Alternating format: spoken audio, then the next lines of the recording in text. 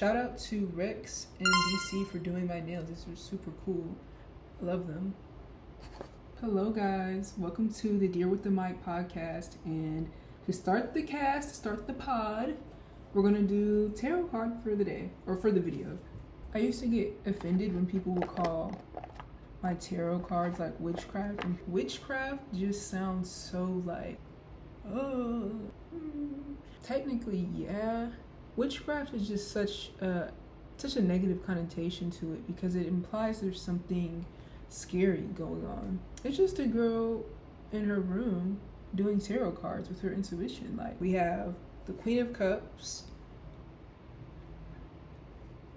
Four of Swords reversed, and the Five of Pentacles. To my OCD girlies, or to my girlies who get very scared, the universe does not want you to be scared about things. So don't go into religious or spiritual psychosis, okay? Make sure that you're preparing for the future, and not in a way to scare you, but just make sure you're saving money right now.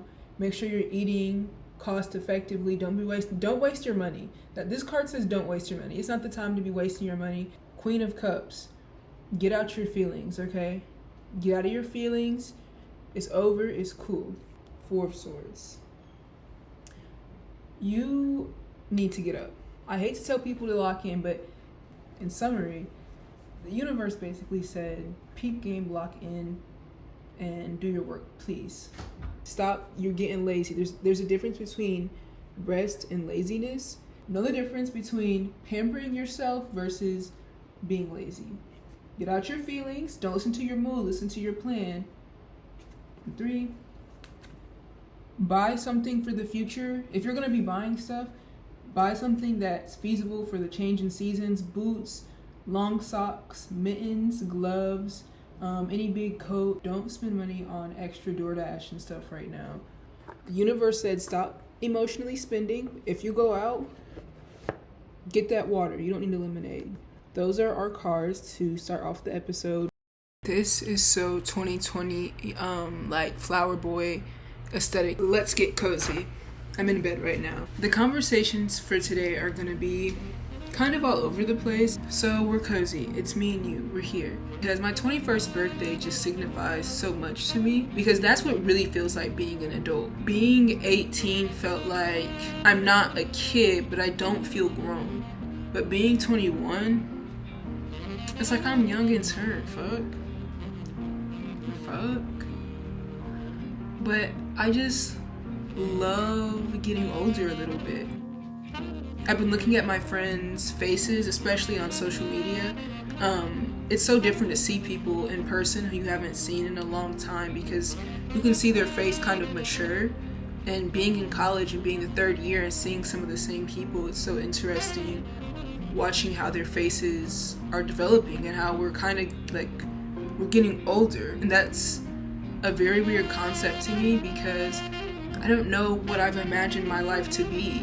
I think the way that I live now is probably my ideal life. It's starting to look like what I've imagined when I was younger. I always wanted to be 21 just so I could go to clubs. As a kid, I used to have a book called My Dream Book. I used to always want to be a bartender. It's important to get to a point where you stop demanding people to like you because you love yourself. And that's what I feel like age does. My worst fear is looking like this filter, and it's an old woman. They're like, oh, I look like my mom. Ugh. And I'm like, but your mom is pretty. What's wrong with looking like your mother? Your mom is pretty too. I think it's beautiful to look like your mom. I think we have to get to a point with aging that we say, I don't care about some things anymore. Like, there are some things that I used to care about a lot that I just don't care as much about anymore, but there are some things that I love and have never went away, and I write a lot about that. Okay, not me saying it like I'm like a world-renowned author. That's because I am. We're on Substack. Check out the Substack. Or if you're watching this on YouTube, check out the Substack at The Emo Philosopher. Yeah, there are just some things you care about that, like, once you get older, they just don't bother you. But like I said, there are some things that do just really bother you. The most important thing right now to me is unique jewelry, like unique silver jewelry, especially with little swirls or pendants or like anything like that. And then 2, I would say the feeling of making a new friend and not expecting to do that. Making sure I have a good breakfast and dinner. Those are my 3 importance right now. Here are 3 things that don't matter to me anymore that used to. Wearing unflattering clothes. I feel like with leggings, I don't like my legs to be that defined. Like it's too close. I need to scoot back off me. As I turn 21, I think I'm just most excited to go to bars. I want to go to a lot of gay bars. I want to have a lot more queer experience. Ooh, my eyes itching.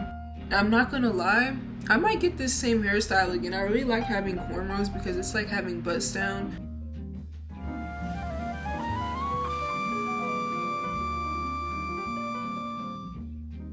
But it's like genuinely flat. I really like it.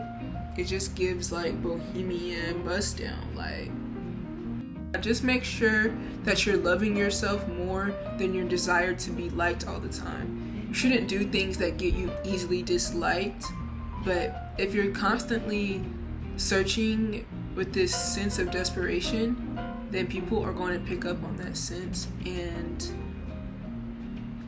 kind of treat you differently.